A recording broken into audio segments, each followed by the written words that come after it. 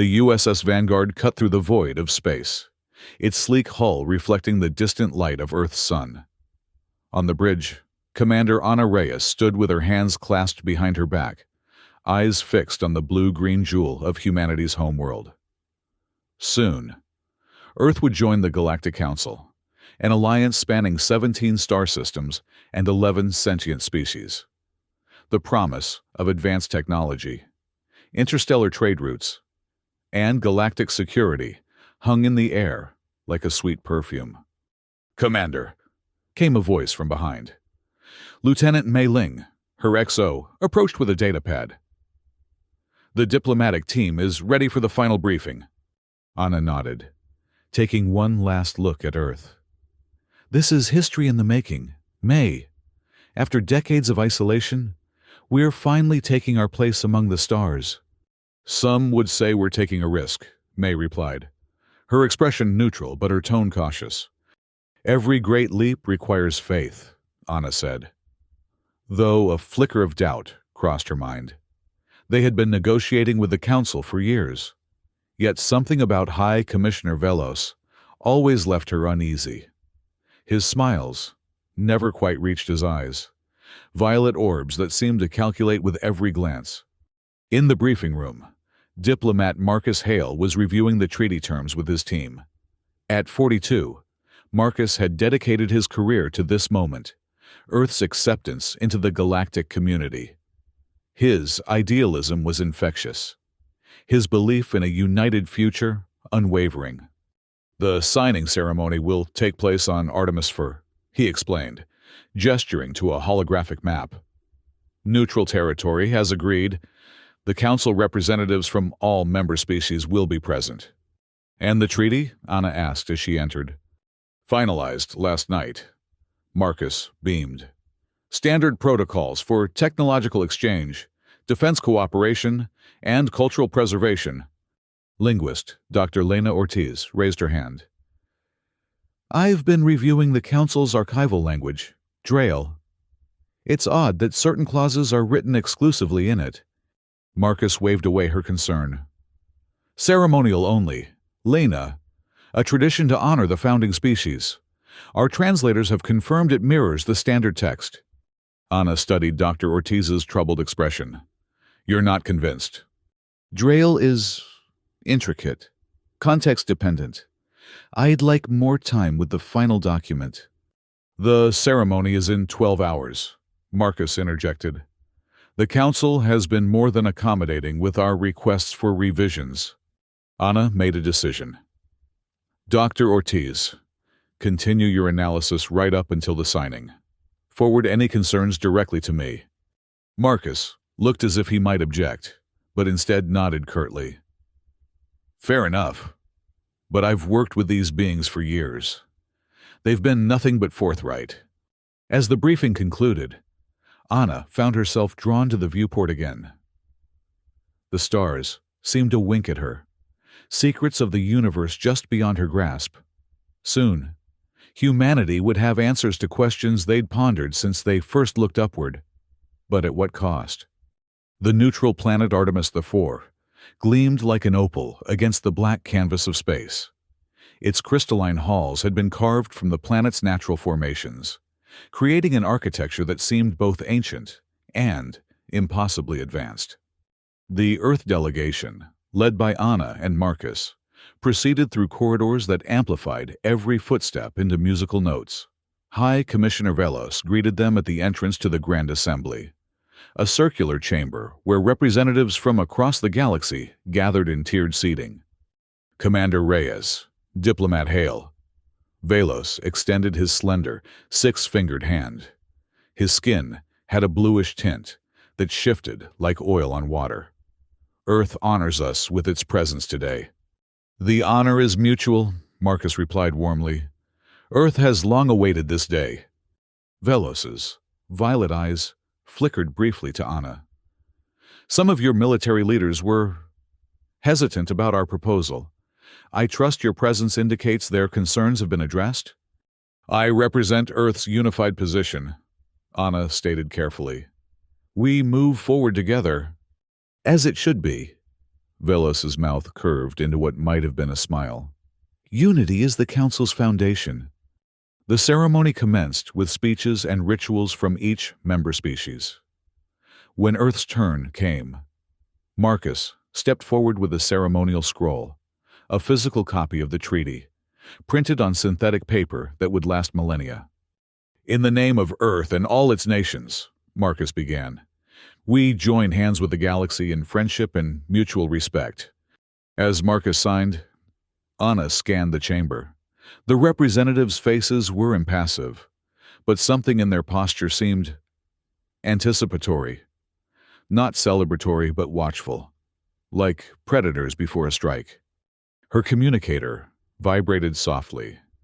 A message from Dr. Ortiz. "Urgent. Do not complete signing. Hidden clauses detected." Anna's heart hammered. She stepped forward, but it was too late. Marcus had already placed his thumbprint on the final line, and the chamber erupted in polite applause. Velos took the scroll, his eyes meeting Anna's with something like triumph. "Welcome to the Galactic Council, Earth. A new era begins." 6 hours after the signing. Anna paced the Vanguard's command deck. Dr. Ortiz had finally decoded the hidden clauses, written in an obscure dialect of Drail that conventional translators had missed. "It's essentially a surrender document," Dr. Ortiz explained, her voice hollow. "Earth has legally ceded sovereignty to the Council. We've authorized them to establish administrative centers, military bases, and granted them access to all our resources. There's even language about population management." "Slavery," Anna said flatly. "They tricked us into signing away our freedom." Marcus looked physically ill. "I was so certain." "They spent years cultivating trust." "The perfect con," May said bitterly. "And I bet we're not the first." The ship's sensors blared. Lieutenant Karan at Tactical looked up, face pale.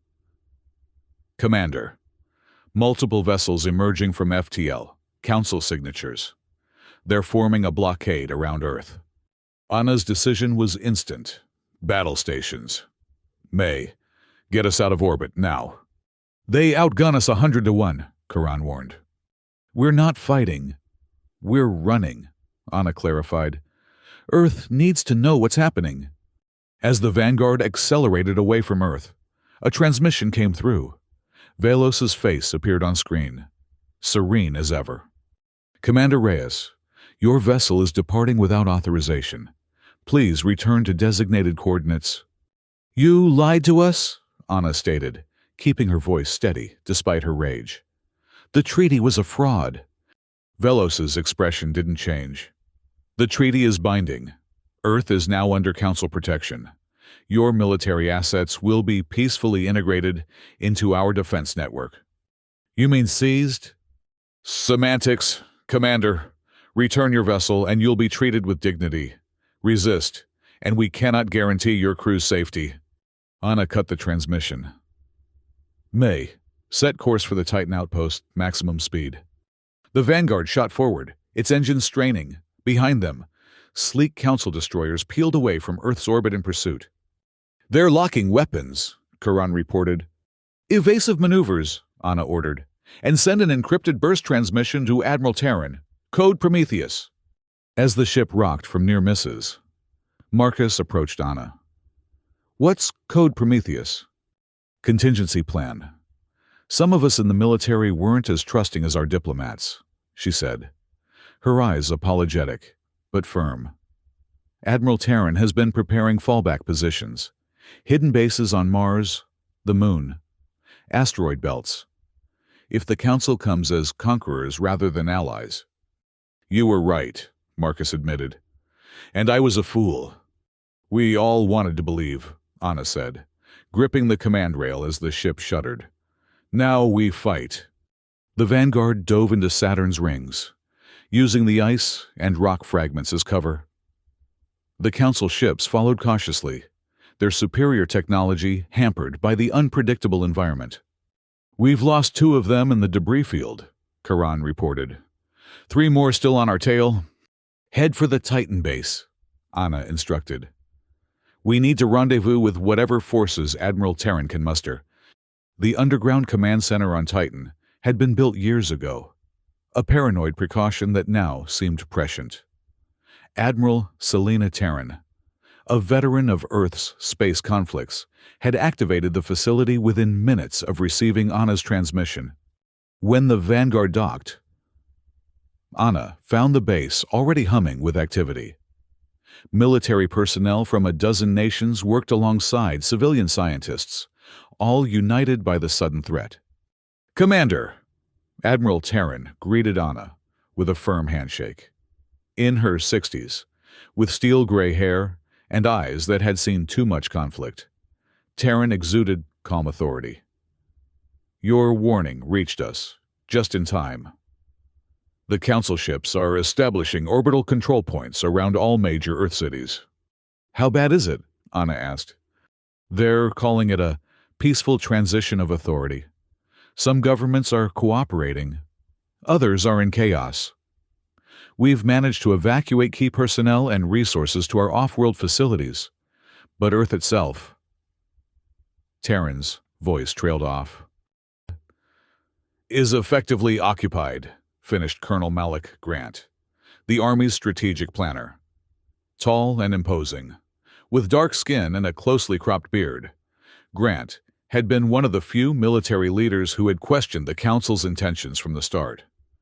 Council troops are assisting with civil order, which means they're disarming our forces and taking control of infrastructure. "We need to coordinate a response," Anna stated. "The Vanguard can't stand alone." "We won't," Terran assured her. "We have 7 battle-ready vessels hidden throughout the solar system, and manufacturing facilities on Mars and in the Belt are converting to military production." Dr. Naeem Al-Sayed, the lead weapons engineer, stepped forward, slight of build but intense in demeanor. He'd been developing defensive technologies for decades. "We've been reverse engineering Council tech from what they've shown us over the years. Nothing game-changing yet, but we have a few surprises they won't expect." Marcus, who had been silent until now, spoke up. "We need more than weapons. We need allies." All eyes turned to him. "Not every species in the Council benefits equally from their hegemony," he explained. "In my diplomatic work, I have sensed dissatisfaction from the Yarok and the Sivka. They were among the last to join before us, and they're treated as second-class members." "You think they'd side with us against the Council?" Terran asked skeptically. "I think they might, if approached correctly. They have their own grievances, and they might know of others." Anna nodded slowly. "It's worth exploring. We need every advantage." Terran made a decision. "Commander Reyes, I'm officially designating the Vanguard as our diplomatic vessel. Your mission: make contact with potential allies while avoiding Council patrols. Take Diplomat Hale and Dr. Ortiz with you." "What about Earth?" Anna asked. "Our people are being occupied while we're out here." "The best thing we can do for Earth now is build a coalition strong enough to force the Council to withdraw," Terran said firmly. "This isn't a sprint, Commander. It's a marathon." As Anna and her team prepared to depart, May approached with new intelligence. "The Council is flooding Earth's media with propaganda, claiming they're here to elevate humanity, protect us from unnamed threats. Some people are buying it." "Of course they are," Anna said bitterly. "The Council has had centuries to perfect their tactics." "They're also hunting for us," May added. "Vanguard is designated a rogue vessel. They've put a bounty on our heads, dead or alive." Anna smiled grimly. "Then we'll just have to be careful." As the Vanguard slipped away from Titan, using Saturn's massive electromagnetic field to mask their signature, Anna stood again at the viewport. Earth was no longer visible, but she could feel its pull, millions of souls now under the Council's control. She made a silent promise. "This isn't over. Not by a long shot. The journey to Yarrick space took 12 days, during which the Vanguard dodged Council patrols and collected intelligence from encrypted human resistance channels. The picture it painted was grim.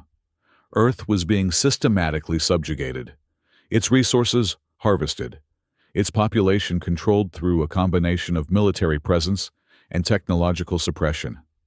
The Yarrick homeworld was a gas giant with habitable floating cities, crystal structures that harvested energy from the planet's constant lightning storms.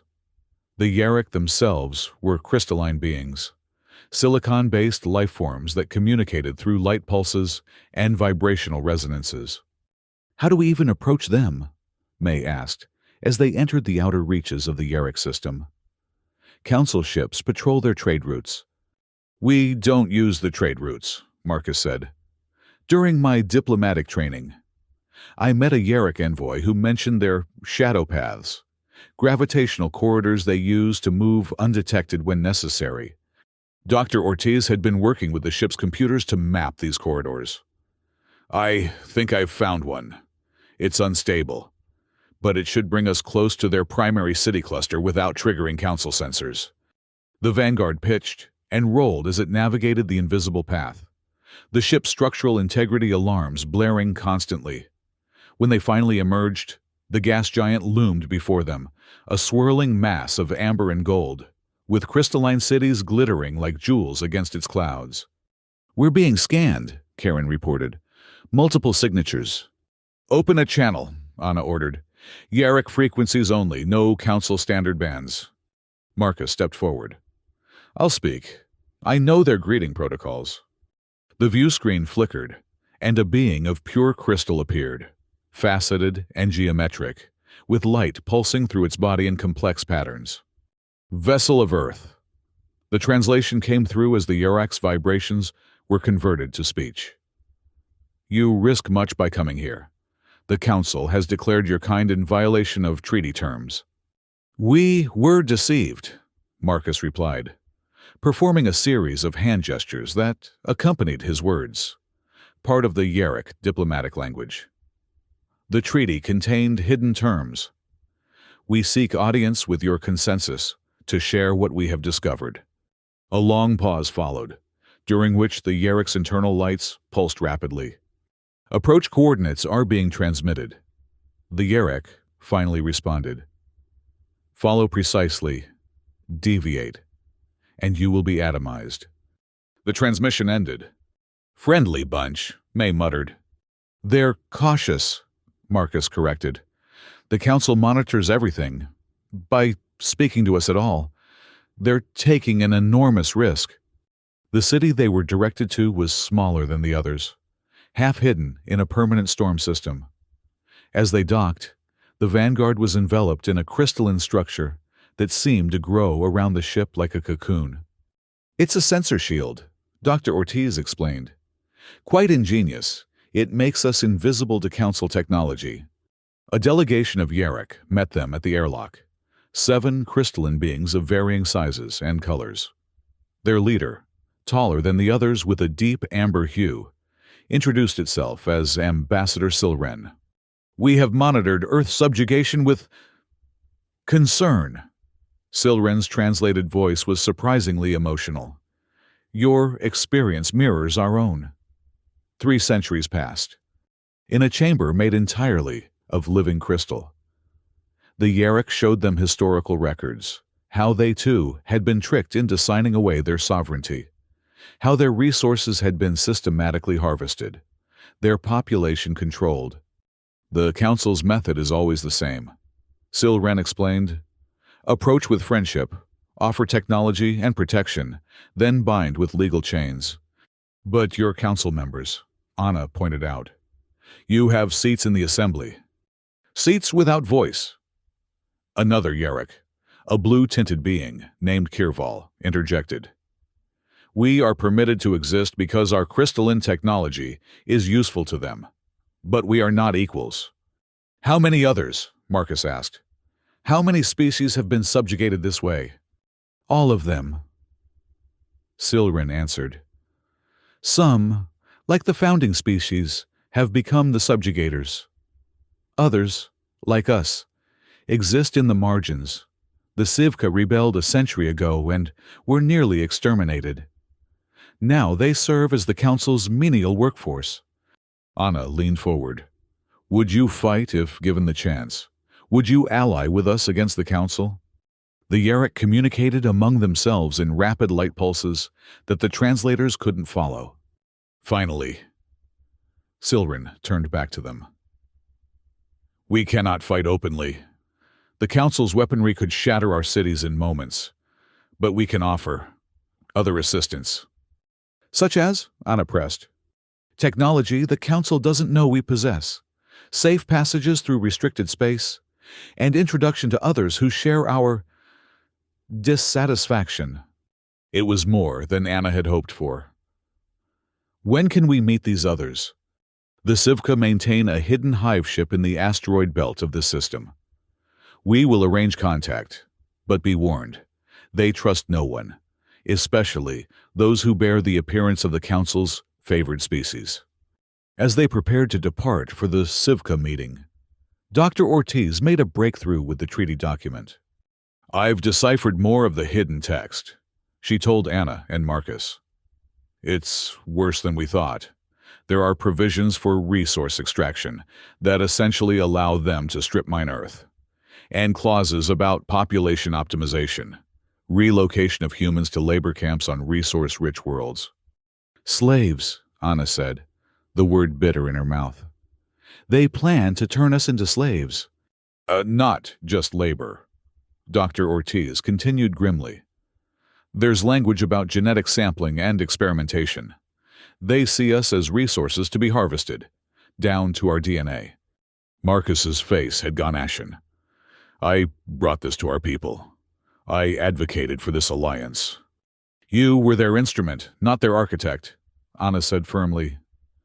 Channel that guilt into action, diplomat. We need you focused. The Sivka hive ship was hidden within a hollowed-out asteroid, its exterior camouflaged to resemble natural rock formations. Inside, it was a marvel of organic technology, corridors of secreted resin stronger than steel, bioluminescent lighting, and atmospheric processors that created distinct environmental zones. The Sivka themselves were insectoid, standing as tall as humans but with exoskeletons and compound eyes. Their society was hierarchical, organized around specialized roles. The one who greeted them, a warrior caste named Othuk, clicked its mandibles in what the translator indicated was suspicion. Earth beings come late to understanding. Othuk's translated voice was harsh and metallic. Council's pattern is set for millennia. Why should Sivka risk extermination for your kind? Marcus, who had been studying Sivka customs, performed a complex series of gestures involving bowed head and exposed neck, a sign of vulnerability and trust. Because alone, we all remain victims, he replied. Together, we might change the pattern. Othuk's compound eyes glittered. Pretty words. Many species have spoken pretty words before being crushed. We don't offer just words, Anna interjected. Earth has technologies the Council hasn't seen, weapons they don't expect. Dr. Al-Sayed's designs had been transmitted to the Vanguard, plasma-based weaponry that could penetrate Council shields, quantum communication devices that couldn't be monitored. We also have numbers, Anna continued. Billions of humans who, once they understand the truth, will resist. What we lack is experience and coordination. Another Sivka stepped forward, this one smaller, with more delicate features. The translator identified it as a strategist caste named Ixil. Show us these weapons, Ixil demanded. Prove your words have substance. Over the next several days, a tentative alliance formed. The Yarrick provided stealth technology that could mask ships from Council sensors. The Sivka contributed their intimate knowledge of Council operations, maintenance schedules, patrol patterns, command protocols they had gathered during centuries of forced service. Together, they identified a potential target, Meridian Station, a massive council facility that coordinated logistics for their entire fleet. It was less heavily defended than their political centers, but critical to their military operations. If we can disrupt Meridian, we buy time, Uthuk explained, its mandibles clicking excitedly. Council ships already deployed will be stranded without resupply. Time for what? May asked. Time to build more allies, more weapons, Anna answered. Time to organize resistance on Earth and other occupied worlds. As the planning intensified, more disaffected species joined their cause, the aquatic Nor, the gaseous Vril, even a splinter faction of the Council's own enforcers, the Draconids. Each brought unique capabilities and grievances.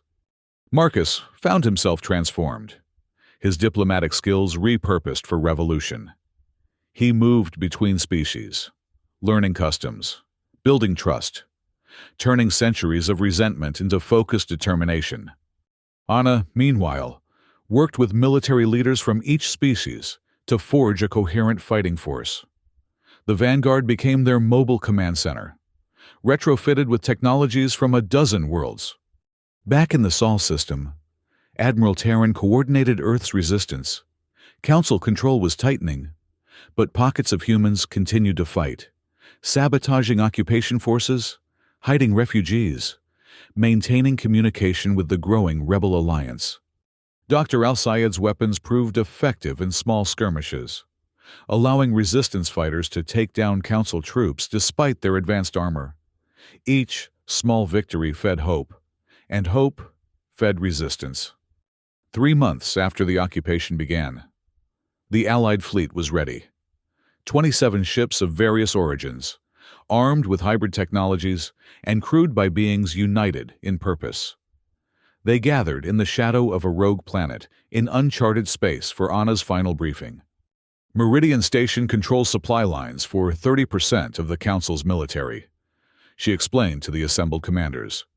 Our attack must be precise and coordinated. The station's outer defenses are formidable, but once breached, boarding parties can access the central command hub. Uthuk, now the Sivka battle commander, clicked his agreement. Council relies on automation. Few actual beings staff these facilities. Their arrogance is our advantage. Silrin's crystalline form pulsed with determination. Yarrick stealth ships will lead the approach. We can mass the fleet until we're within striking distance. The plan was complex but sound. Yarrick ships would create a stealth corridor for the main attack force.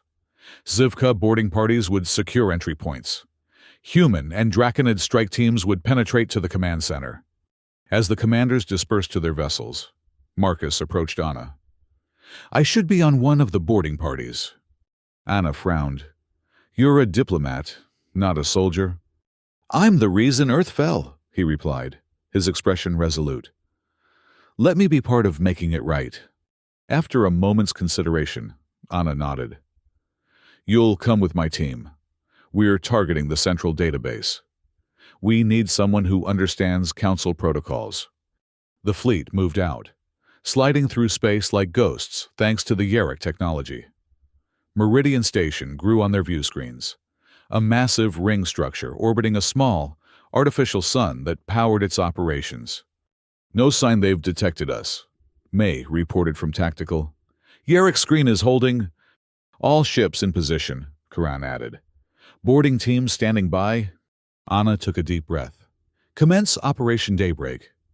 The first shots came from Sivka gunships, targeting the station's sensor arrays. As alarms blared across Meridian, the rest of the fleet decloaked and opened fire on defensive emplacements. Council ships scrambled to respond, but the surprise was complete. By the time they organized a defense, boarding shuttles were already attaching to the station's outer ring. Anna led her team through the breach point, Marcus close behind. The interior of Meridian was clinically white, its corridors patrolled by automated security drones that fell quickly to Dr. Al-Sayed's plasma weapons. Central database is 2 levels up, May reported, consulting a schematic provided by Sivka informants. Heavy encryption. But Dr. Ortiz's team believes they can break it. They fought their way upward, joining with Othuk's Sivka warriors at a major junction. The insectoids moved with surprising grace, their natural armor deflecting Council energy weapons. Command Center reports chaos. Othuk clicked happily. Council administrators attempting evacuation. Don't let them escape, Anna ordered. We need prisoners, especially High Command. As they approached the database chamber, resistance stiffened. Elite Council guards, genetically enhanced beings with integrated weapon systems, blocked their path. Cover me, Marcus suddenly said, and before Anna could stop him, he stepped forward, hands raised. I am Diplomat Marcus Hale of Earth, he called out in perfect Council standard. I seek parley under Article 7 of the Galactic Charter. The guards hesitated, their training compelling them to respect diplomatic protocols even in battle. That split second was all the rebels needed. Plasma bolts tore through the distracted guards, and Othuk's warriors swarmed forward. Risky move, Anna told Marcus as they pressed on. Calculated risk, he replied with a grim smile. Their bureaucracy is their weakness.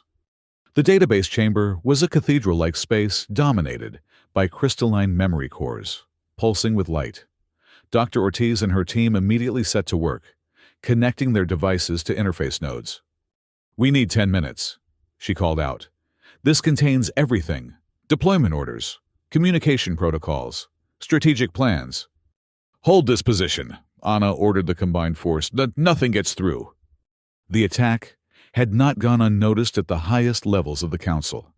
As the rebels secured the database, a transmission cut through their communications. High Commissioner Velos's face appeared on every screen. Commander Reyes, how disappointing to see you reduced to common terrorism. It's not terrorism to fight for freedom, Anna replied, keeping him talking while Dr. Ortiz worked. You lied to us. You plan to enslave us. We plan to elevate you, Velos countered smoothly. As we have all species who join the Council, some temporary discomfort is necessary for integration. Temporary, Anna laughed bitterly. Ask the Sivka how temporary their discomfort has been, or the Yarrick.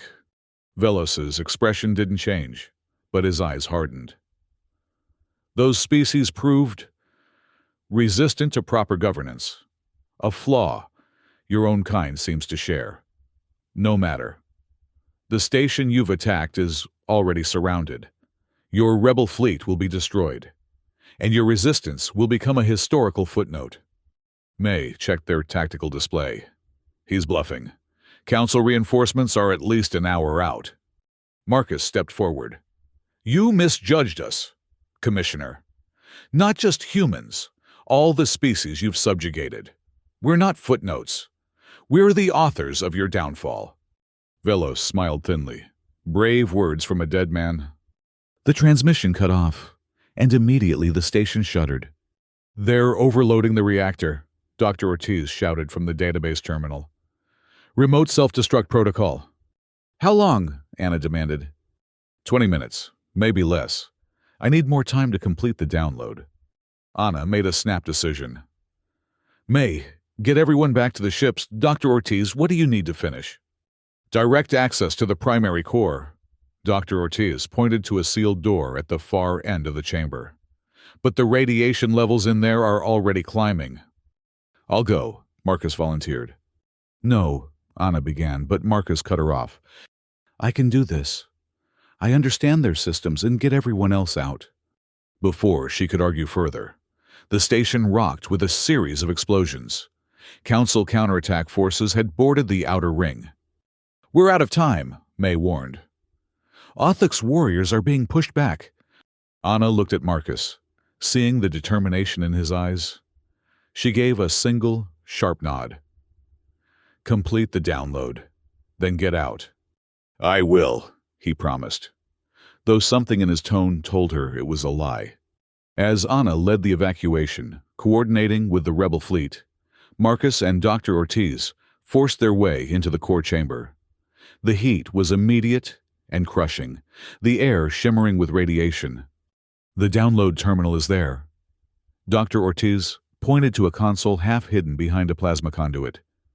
"But the radiation—" "I'll handle it," Marcus said, already moving forward. "Get to the evac point." But "That's an order, Doctor. Earth needs that data more than it needs either of us." Reluctantly, Dr. Ortiz retreated, joining the last evacuation group. Marcus worked feverishly at the terminal, his skin blistering from the heat, his vision blurring as radiation poisoning set in. The download bar crept forward agonizingly slowly, 87% per, 88% Bashand. In the command tower, May had been separated from the main group during the fighting. She found herself face to face with High Commissioner Velos himself, attempting to board an escape shuttle. "Lieutenant," he acknowledged her, surprisingly calm with a plasma rifle pointed at his chest. "I suggest you lower your weapon, kill me, and the Council will hunt down every human in the galaxy." "They're going to do that anyway," May replied, keeping her aim steady. "Perhaps. But there are degrees of vengeance, and information I possess, that your Commander Reyes would find valuable." May hesitated for a fraction of a second, enough time for Velos to activate a personal shield and draw his own weapon. The two fired simultaneously. May's plasma bolt partially penetrated the shield, searing Velos's shoulder. His shot caught her in the abdomen, dropping her to one knee. Velos staggered toward the shuttle, clutching his wounded shoulder. "You could have had a place in the New Order, Lieutenant. Now you'll die with the rest of the station." Despite the pain, May smiled. "You still don't understand humans, do you? We don't fear death as much as we fear submission." With her remaining strength, she triggered the explosive charge she'd placed on the shuttle's fuel cells earlier. The blast consumed both the vessel and Velos in a ball of white-hot flame. In the core chamber, Marcus watched the download complete, 100%. With trembling hands, he removed the data crystal and sealed it in a radiation-proof container. The station's self-destruct countdown showed less than 5 minutes remaining. He stumbled toward the exit, his body failing from radiation exposure. In the corridor outside, he encountered a wounded Sivka warrior, one of Othuk's scouts, its exoskeleton cracked and leaking fluid. Without hesitation, Marcus helped the alien up, supporting its weight as they made their way toward the evacuation point. Each step was agony. But Marcus kept moving, kept talking to keep the Sivka conscious. "Almost there," he encouraged, though his own vision was tunneling. "Just a little further." They reached a junction where the path split, one way to the human evacuation point, another to the Sivka ships. The warrior clicked weakly, trying to direct Marcus. "I understand," Marcus said, turning toward the Sivka docking bay. "Let's get you home." By the time they reached the Sivka ship, Marcus knew he wouldn't make it back to his own evacuation point. The station's countdown was in its final seconds, and his body was shutting down. "Take this." He pressed the data crystal into the Sivka's claw. "For Commander Reyes." The Sivka's translator struggled to convert its weak clicks. "You. Come. Too." Marcus smiled through his pain. "No time. Go. Tell them. Tell Anna it was worth it." As the Sivka ship detached, Marcus collapsed against the airlock door. Through the viewport, he watched the rebel fleet pulling away from the doomed station. Not a defeat, he thought. A beginning. The last thing he saw before Meridian Station erupted into a miniature sun was Earth's flag on the hull of the Vanguard, a reminder of what he'd fought for. Aboard the Vanguard, Anna received the news of Marcus's sacrifice with outward stoicism. The data he'd recovered was invaluable. Complete schematics of Council defense systems, communication protocols, and, most importantly, evidence of their systematic subjugation of multiple species over centuries. The Battle of Meridian Station became a turning point. With the logistics hub destroyed, Council forces were thrown into disarray. The Rebel Alliance, growing daily as news spread, pressed their advantage. On Earth, Admiral Terran used the intelligence to coordinate worldwide resistance. Council occupation forces, cut off from resupply and command, faced a population now fully aware of their true intentions. 3 weeks after Meridian, Anna stood on the bridge of the Vanguard, now the flagship of a fleet of over 100 vessels from 24 species. The view screen showed their next target, the Council's primary communications hub in the Orion sector. All ships report ready. Commander. May's replacement, Lieutenant Karan, reported. May had been posthumously honored for her role in killing Velos, though the Council had already appointed a new High Commissioner. The Council is broadcasting a system-wide message. The communications officer announced, "They're calling for our surrender, offering amnesty." "Put it through," Anna ordered. The new High Commissioner, a severe-looking being with scaled skin and eyes like black marbles, appeared on screen. "To the criminal insurgents attacking Council facilities," the being began. "Your actions are futile. The Council has maintained galactic order for millennia. Your rebellion is but a moment in cosmic time." The Commissioner continued, listing the overwhelming forces being gathered to crush the rebellion, the consequences for continued resistance. Anna listened impassively. When the transmission ended, she looked around at her bridge crew, humans working alongside Yarrick crystal beings, Sivka warriors, and representatives of a dozen other species. "Broadcast on all frequencies," she ordered, "to every occupied world, every Council outpost, every ship in their fleet." When the channel opened, Anna stood straight, her voice clear and resolute. "To the Galactic Council. You believed you could subjugate us as you have so many others. You thought we would accept your chains because they were wrapped in pretty words. You were wrong." She paused, letting her words reach across the stars. Meridian Station was just the beginning. Your empire of lies is crumbling. Your subject worlds are rising. For centuries, you have been the predators, and we the prey. That changes today. Anna leaned forward, her expression fierce. "You asked for our surrender. Here is our answer. One word that you will come to understand as your downfall approaches. One word from Earth and all free beings in the galaxy."